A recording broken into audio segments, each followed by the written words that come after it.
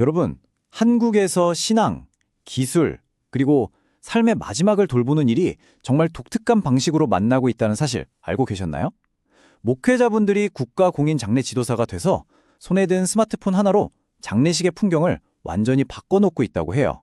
네, 오늘 바로 이 아주 흥미로운 흐름을 한번 깊이 들여다 보겠습니다. 이 모든 움직임의 중심에는 바로 이 문장이 있습니다. 장례식은 우는 자들과 함께 울라는 말씀을 실천할 수 있는 현장입니다. 임덕근 목사님의 말씀인데요. 와, 이 한 문장에 이 사역의 모든 것이 담겨 있는 것 같지 않나요? 그러니까 장례식을 그냥 의식으로 보는 게 아니라 정말 깊은 공감과 위로가 필요한 그런 선교의 현장으로 바라보는 거죠. 자, 그래서 오늘 이야기는 크게 5부분으로 나눠서 살펴볼 겁니다. 먼저 새로운 선교제가 어떻게 등장했는지, 그리고 장례 선교사는 대체 누구인지, 또 스마트폰이 어떻게 교회가 되는지, 목회자에서 디지털 창작자로 어떻게 변신하는지, 마지막으로 이 모든 것의 바탕에 있는 웰다잉 철학까지 하나씩 따라와 보시죠. 네, 첫 번째 섹션, 새로운 선교지입니다. 현대 목회가 마주한 도전이죠. 한번 생각해 보세요. 세상은 정말 빠르게 디지털화되고 있는데 우리 삶의 마지막 순간을 함께하는 이 전통적인 장례 목회는 과연 이 변화를 어떻게 따라가야 했을까요?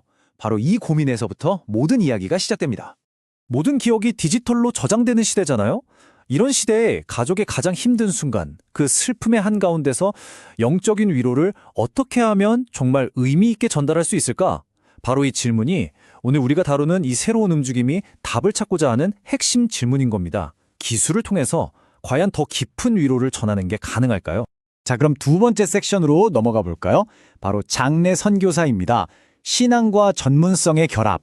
앞에서 던졌던 그 어려운 질문에 대한 아주 혁신적인 해답이 바로 이 장례 선교사라는 새로운 역할의 등장이었어요. 그냥 이름만 그런 게 아니고요. 정말 특별한 훈련을 받은 분들입니다. 그럼 장례 선교사가 정확히 뭐냐? 바로 이거예요. 대한민국 국가공인 장례 지도사 자격증을 취득한 목회자. 그러니까 전문적인 장례 서비스 기술과 목회자의 영적인 돌봄, 이 두 가지를 하나로 합친 거죠. 와, 말 그대로 신앙과 전문성을 둘 다 갖춘 정말 새로운 형태의 전문가라고 할 수 있겠네요. 300시간. 이 숫자가 바로 그 전문성을 갖추기 위해 필요한 시간입니다. 국가 자격증을 따려면요, 무려 300시간에 달하는 정말 강도 높은 교육 과정을 다 거쳐야 해요. 이 숫자 하나만 봐도 이분들이 얼마나 헌신적으로 또 진심으로 이 사역에 임하는지 느껴지는 것 같습니다. 그럼 그 300시간 동안 뭘 배우느냐? 크게 3단계로 나뉩니다. 이론, 실기, 그리고 현장 실습. 임덕건 목사님이 교육생들한테 이 3단계를 그냥 입에서 술술 나올 정도로 외우라고 강조하신대요. 그만큼 이 훈련 과정이 정말 체계적이고 꼼꼼하게 짜여 있다는 뜻이겠죠? 자, 세 번째 섹션입니다. 교회로서의 스마트폰. 네, 바로 이게 사역의 핵심 도구인데요. 아마 오늘 내용 중에서 가장 놀라운 부분이 아닐까 싶어요. 이 모든 사역의 한가운데에 뭐가 있냐면 바로 우리 손에 항상 들려있는 이 스마트폰이 있습니다. 임덕근 목사님이 여기서 정말 중요한 인식의 전환을 강조하세요. 기존의 사고방식, 그러니까 이걸 그냥 핸드폰, 휴대폰이라고 부르는 거예요. 이걸 임 목사님은 농경시대적 사고방식이라고까지 표현하시더라고요. 이제는 그게 아니라는 거죠. 새로운 시대의 목회자에게 스마트폰은 단순한 통신기기가 아니라 모든 사역을 담고 있는 올인원 미션 센터가 되어야 한다는 겁니다. 이제 여러분의 스마트폰은 제5의, 제6의 장기입니다.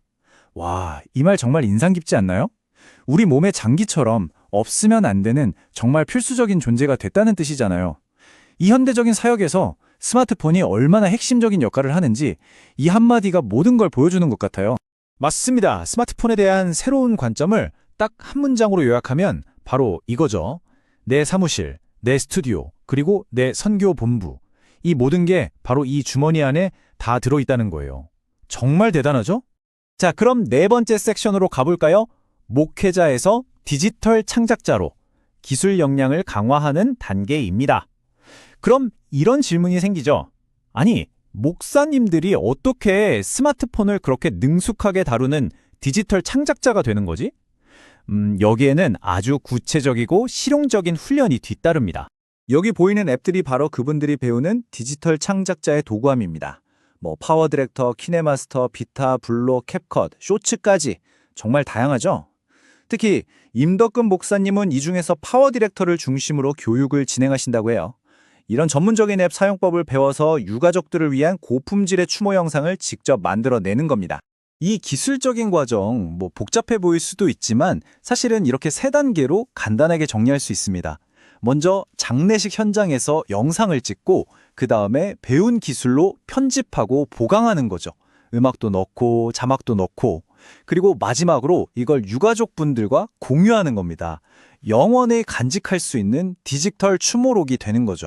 자, 이제 마지막 5번째 섹션입니다. 웰다잉 철학.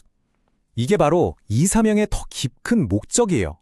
지금까지 우리가 살펴본 모든 기술, 그리고 훈련들이 있잖아요. 이건 사실 더 깊고 본질적인 어떤 영적 철학을 실현하기 위한 도구에 불과합니다. 그 철학이 바로 웰다잉 철학입니다. 우리는 더 잘 살기 위해 죽음을 공부합니다. 네, 웰다잉이라는 개념을 이 한마디가 정말 잘 설명해 주는 것 같아요. 죽음을 피하거나 외면하는 게 아니라 오히려 죽음을 제대로 공부하고 준비해서 지금 이 순간의 삶을 더 의미 있고 아름답게 만들자는 것. 어찌 보면 역설적이지만 정말 강력한 메시지죠. 그래서 이 장례 사역에는 4가지 아주 중요한 기둥이 있습니다. 첫째, 아름다운 이별을 돕는 것. 둘째, 그걸 통해 가족 사랑과 효를 실천하는 것. 셋째, 혹시라도 있었을지 모를 갈등을 사랑으로 화해시키는 것. 그리고 마지막으로 믿음의 유산을 다음 세대에 물려주는 것. 이 4가지가 바로 장례 선교사들이 이루고자 하는 핵심 가치라고 할 수 있습니다. 그러니까 결국 이 모든 사역의 궁극적인 목적은 바로 이거예요. 기술을 그냥 쓰는 게 아니라 그걸 도구로 삼아서 슬픔을 치유하고 소중한 기억을 아름답게 보존하고 또 남겨진 분들에게 희망의 메시지를 나누는 것. 어쩌면 이 사역은 떠난 사람을 위한 것이기보다 남아있는 사람들을 위한 것이라고 할 수 있겠네요. 기술이 우리의 삶을 재편하듯이 우리가 사랑하는 이와 작별을 구하는 방식 또한 어떻게 바꾸게 될까요? 오늘 소개해드린 한국의 이 이야기는 결국 우리 모두에게 이런 질문을 던지고 있는 것 같습니다.